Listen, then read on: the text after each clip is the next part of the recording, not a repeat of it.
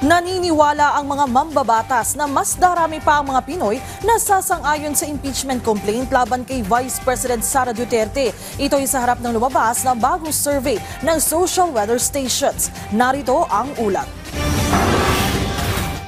Sang-ayon si House Impeachment Prosecutor at Batangas 2nd District Representative Jervy Luistro sa pananaw ng maraming Pilipino na mukhang sadya umanong dinidelay ng Senado ang impeachment trial ni Vice President Sara Duterte. Base sa pinakabagong survey ng social weather stations, nakasaad na 44% sa 1,200 respondents ang naniniwala rito, 25% naman ang tutol habang 22% ang undecided at 9% ang walang masyadong kaalaman. Sabi ni Luistro, senyalis lang ito na dapat na talagang masimulan ang impeachment trial sa lalong madaling panahon, alinsunod na rin sa konstitusyon.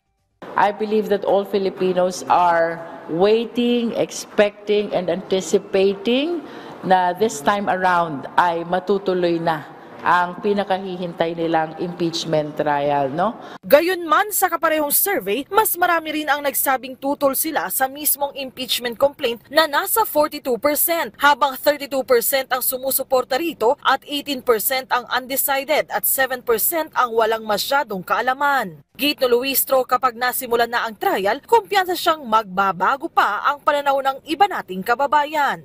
We have ample and strong evidence supporting the 7 articles of impeachment.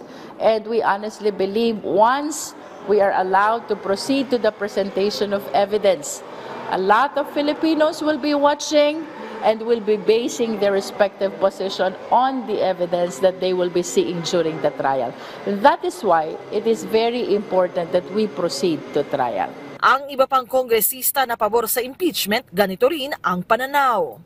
Malinaw na malinaw po na talaga nagkakaroon ng delay, nagkakaroon ng dribbling, kung ano-anong mga invented technicalities at invented issues ang ginagawa nila. Nakikita yan ng taong bayan kasi ang taong bayan ay gising. Kapag nandyan na yung ebidensya, nananalig kami, umaasa kami na maiiba yung pananaw ng mga nagsasabi na yan na hindi nila gusto ang impeachment. Una nang iginiit ng Senate Impeachment Court na hindi sila nagpapabaya ukol sa issue ng impeachment, habang si Vice President Duterte muli namang iginiit na political persecution lang umano ang ginagawa sa kanya ngayon, bagay na itinanggi ng mga kongresista.